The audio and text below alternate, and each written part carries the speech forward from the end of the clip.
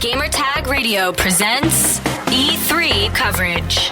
Hosts Danny Pena, Paris Lilly, and Peter Toledo are direct from the convention center floor.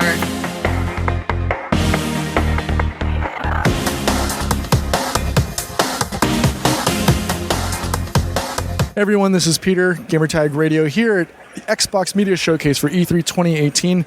I'm here with Solomon, checking out the Xbox Adaptive Controller, something somewhat dear to my heart. I have a special needs nephew, and so something like this is something that I would love to be able to introduce to him so that he could be able to use it. So if you could please tell me about the Adaptive Controller, its roots, where it came from, and we'll go from there.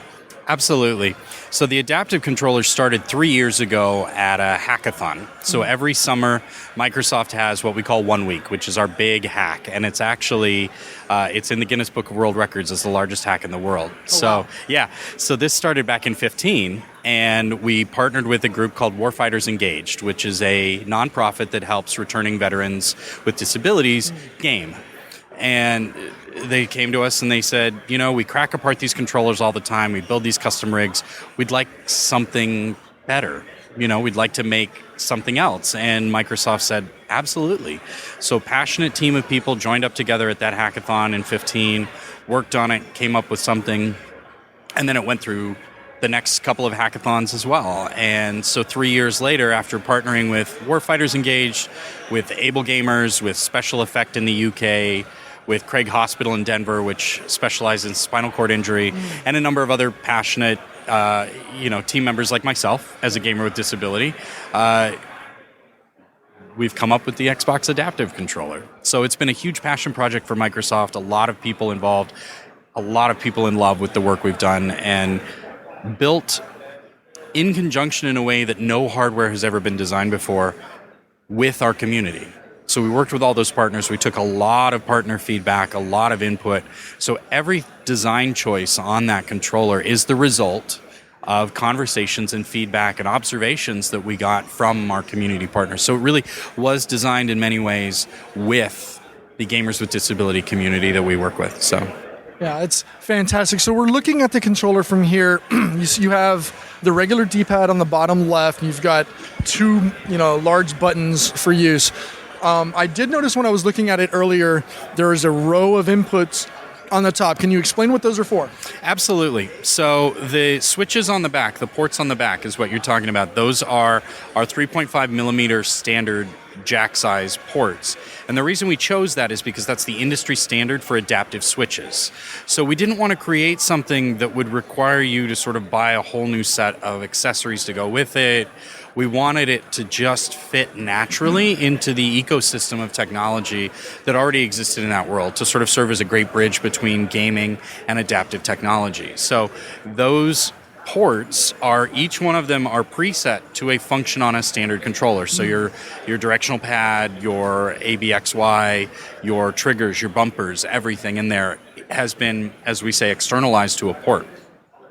So all you do is take a switch, plug it into that port, and that's now that button. You can also, though, through the Xbox Accessories app, digitally remap those as well. So if you have different layouts, or you want to have buttons configured one way, but you don't want to have to go through the process, or maybe your mobility is limited to the point where it's difficult for you to unplug and replug switches, by digitally remapping them, you can program profiles. So with the push of a single button, you can switch how those buttons work without actually moving any of them. And so, so the real magic is in those ports, but there are also some other choices we made, like going to a USB-C charger, because I'm sure you, like I, have done the micro USB dance where you always get it in backwards. So the USB-C allows for a larger landing spot, and there is no wrong direction. So it's easier for someone to put in.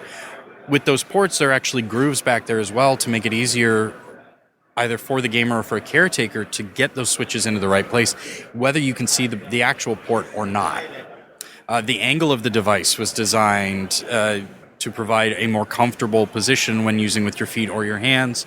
The corners are rounded, the grippy feet on the bottom. I mean, these are all features that came out of those discussions with our occupational therapists and our gamers and all of that. So it's a magical device. But it's the key to remember about this is It's an Xbox controller. Out of the box, it has everything you need to navigate through the system and to use a number of apps, and even some games can be played with just the pure, unattached adaptive controller. And that's really sort of the beauty of it, is you can do a lot with it out of the box, but you also have a wealth of switches that will be available, not just on Xbox.com, but also through the Microsoft physical stores, which is where I'm from. And so we will be able to provide individuals who come in to buy these with everything they need to get started, and we will help you find the right setup. That's fantastic. One thing I noticed on the display is we have a myriad of different switches, from a 3D thrust controller for flight simulators, including a Wii U remote. So that caught my eye. Can we talk about is there like interactivity between different manufacturers?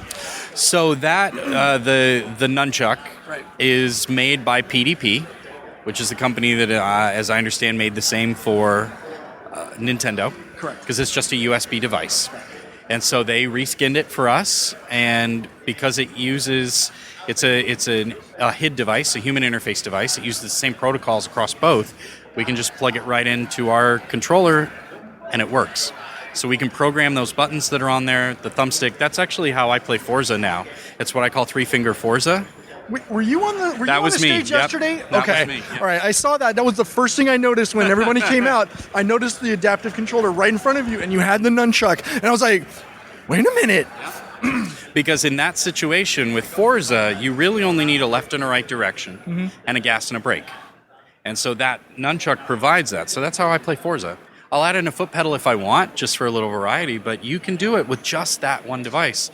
And it requires, you plug it in and it takes maybe 30 seconds of button remapping to make that work. But that's just one of the devices. But the USB actually, the adaptive controller is designed so that any USB joystick, like that Logitech device that's over there, you plug it in either to the left or the right, and those are pre-programmed, so you get your movement stick that way.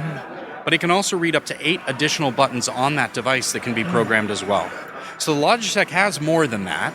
The PDP has fewer, but they're both usable for the same thing.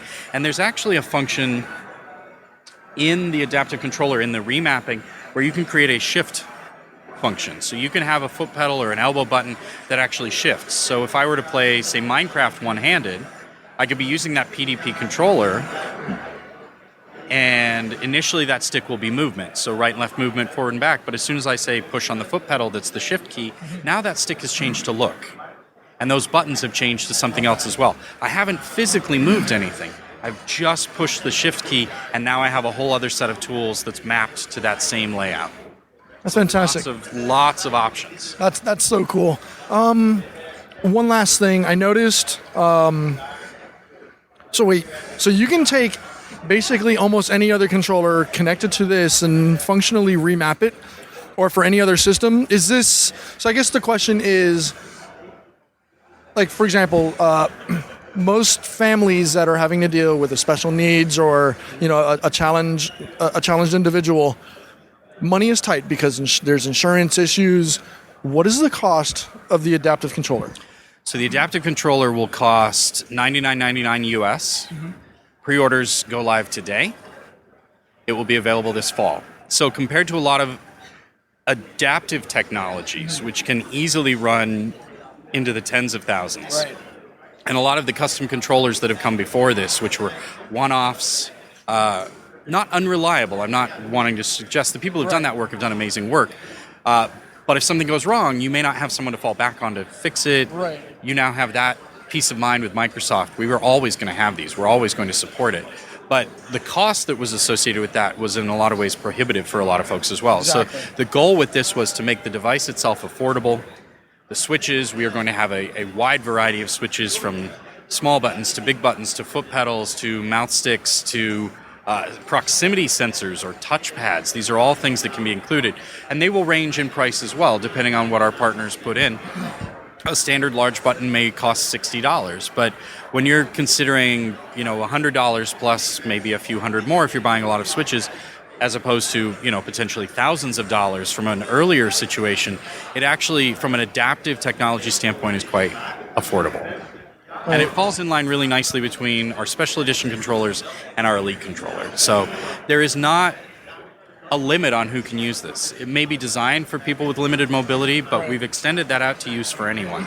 And there's a lot of really wonderful immersive gaming options that anyone can use the adaptive controller for. So I urge people to do that. Oh, definitely. I'll be looking into this for my nephew. One last question before I let you go. I know with some individuals, they don't have the ability to maybe use both limbs or extremities. Is there nudge control, breath control options for this? Absolutely. So there are a couple of different things that will exist for that. We have peripheral partners that make sip and puff systems that will be supported with that. There are head sticks, there are chin sticks, any number of different things like that. That's sort of the beauty of using the 3.5 millimeter is they all use that as well. So they're all going to work. And we also have dozens of different devices that we're vetting through our Made for Xbox program to make sure that we're getting the best options available to our folks through our website and through our stores as well. So the sky's the limit. Absolutely. You find your piece and you run with it. So I'm so glad that something like this is coming out, and especially, like I said, I have a nephew. Oh my God, I'm so stoked about this. So for people who are listening to the show, want more information on the adaptive controller, where can they go? Xbox.com is a great place to start. Your local Microsoft store, if you're in North America, is also a wonderful place to go. I would say, those are probably the two best places to start, the website and then your local store. Thank you so much for all your time. Have a great rest of your E3. My pleasure. You as well. Send us your feedback or questions. Give us a call at 786-273-7GTR. Email us at fanmail@gamertagradio.com or leave a message on speakpipe.com/gamertagradio.